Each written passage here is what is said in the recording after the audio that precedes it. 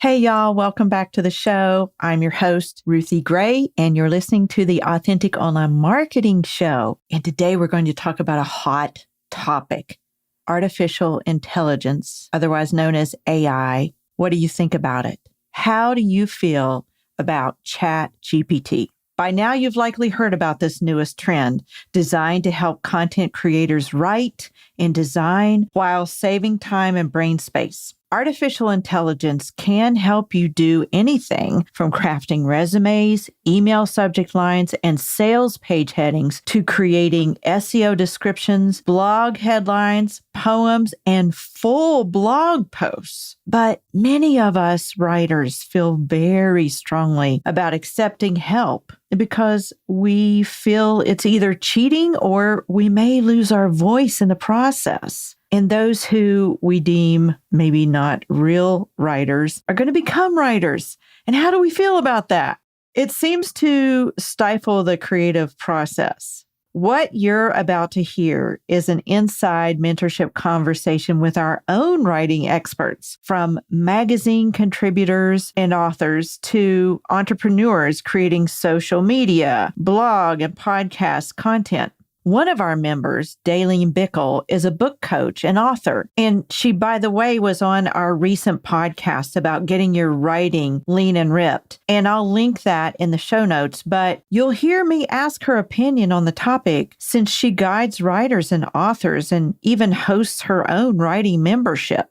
Everyone weighs in on this topic, and you'll hear how I use it and my direct advice. While you may feel strongly about using artificial intelligence in your writing, I ask you to listen and consider this conversation with an open mind, and then weigh in on your thoughts over on Instagram at my account at Authentic Online Marketing Pod, where we'll continue the conversation all week long via polls, posts, and stories. So join us there. And now, listen in.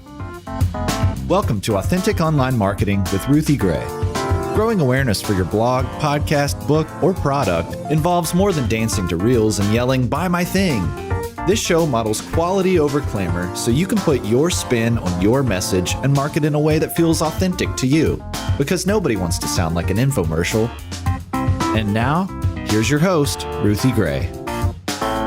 I just want to give a plug for my Word Hero AI that I've been using. It helped me write my email this morning in probably about half the time that I normally do. And I still sound like myself because you really have to take out a lot of things that they put in there, but it gives you more ideas. And Daleen, have you used it? No, but it's interesting you said that because during one of my writing sessions at the Inkwell yesterday, someone else was talking about how they're using AI to help them with one of their chapters that they were struggling with in their novel. And it was a different service.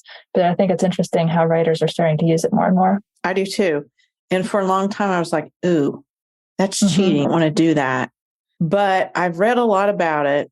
One of the emails that I get that I always read every other Sunday is by Anne Handley. And she wrote the book, Everybody Writes. She's been talking a lot about AI and how it's never going to replace our voice, our brand voice and how we write. But it can aid and it can spark imagination and so forth. What I invested in was Word Hero, and it was a one-time deal. And I was like, yeah, I can use that. And it's got blog intros and email subject lines and things like that. I have a question about the AI. For somebody like me, what would you recommend that I even do to start? So the only thing that I've done with AI is I've gone in and said, will you give me 5 post titles for a podcast, Christian and depression, just to see what they would write. So I've really only done things like that. But when I hear you talk more about a whole blog post, what are you putting in, keywords and things you're putting in order for them to type an entire blog post? There is an upgrade for an entire blog post, which I didn't get because I didn't feel like I needed that, but I might at some point. But it's more like the snippets that I go into. I wish I had the time to just sit and play with it, but I just don't. So it's so much more helpful when somebody just tells me. You could get sucked down the drain. And I don't want to use word for word anyways, right? No, you won't though. I guarantee you won't. I use it when I get stuck. So this helped me format my email today.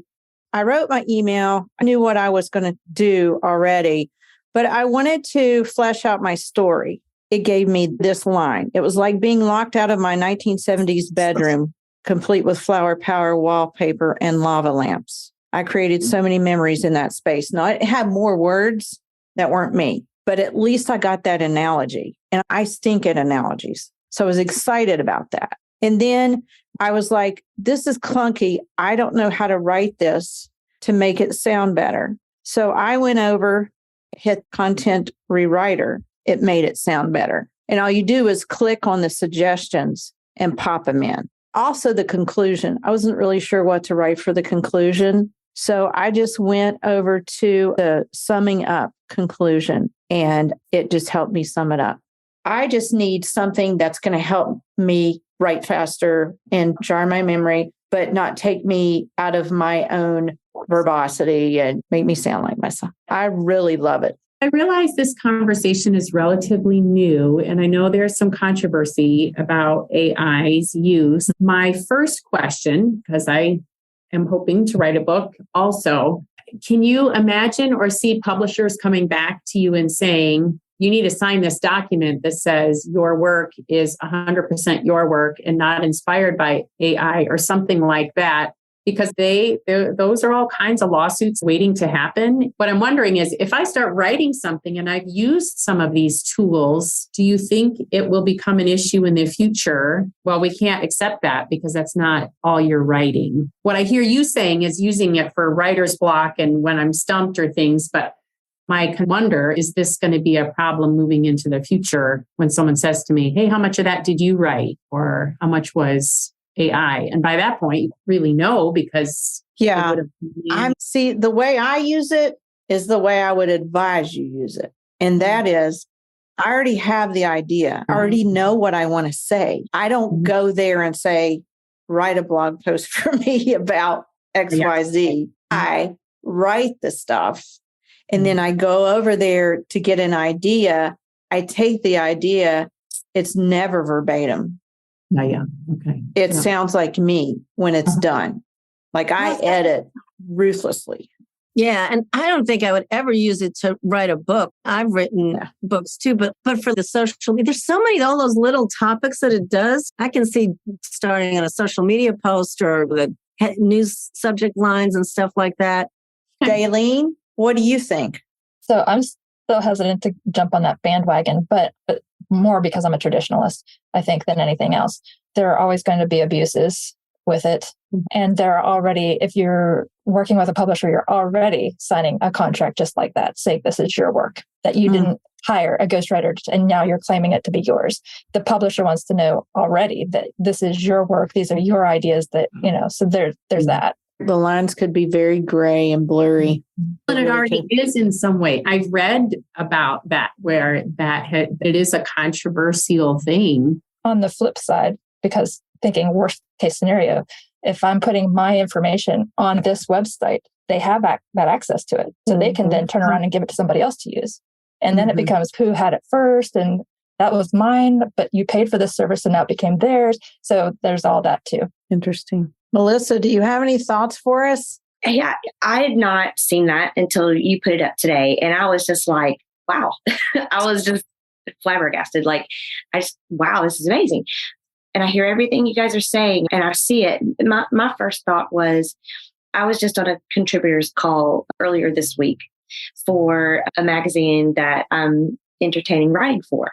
And they had their strict things and things they're looking for and certain twists that they want, and all passive voice will be killed on site and naturally all those things. My first thought was, oh, it would help with stuff like that. It's one thing to be stuck and need something to just, I Google sometimes, or I'll look at something for some synonyms or whatever.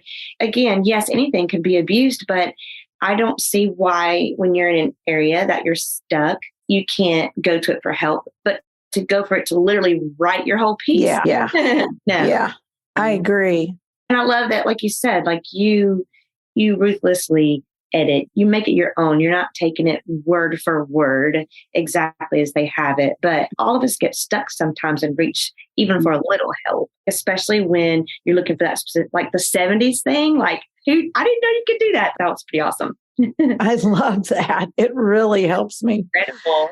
And what it started out as with the bedroom, with the wallpaper and lava lamps, it was like, it's just like I was in my hippie, groovy pad. And it sounded like I was part of the 60s wild child people. And I was like, no, we're not going there. We can reformat this.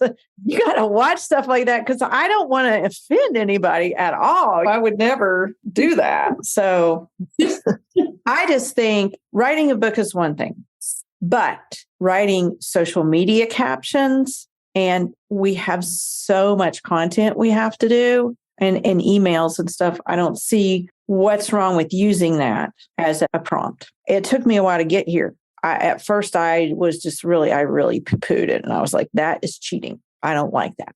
But now the way I use it, I'm still me writing. I love writing. I'm always going to write from my heart. And then this thing is just a tool, just like word hippo or power thesaurus for me. Anyway, that's my opinion. Yeah, I had the thought about this is like cheating. And that I'm such a word person anyway. Imagery speaks to me and just it naturally flows out probably because of the art side of me. So it comes easily with words. Even so, we get stuck. Sometimes there's just that, you just need a little help. Wouldn't want to use it to the form of cheating. And then something like in a newsletter, like that's really cool.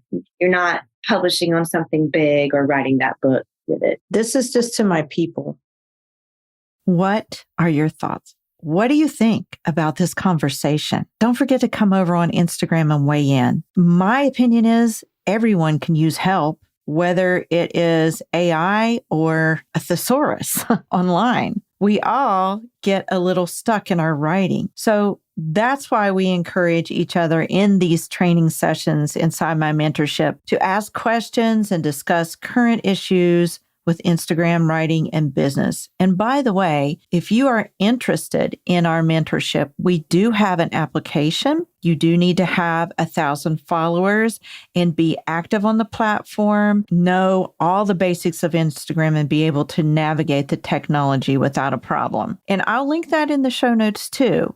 But I do want to say that the AI tool can benefit your writing in a way that is unique to you. It's not to be used as a way out of writing, but a way to enhance your writing. My advice is don't let AI write for you. But if you're stuck, allow yourself to have a prompt that can get you past your writer's block. We cannot stress enough that authenticity is key, but already having an idea of what you want to write and then getting a few keywords to move you forward can make a world of difference. For information on the AI tool that I use, tap the show notes and you'll see the link. Again, thanks for listening this week. I can't wait to hear your opinions about AI.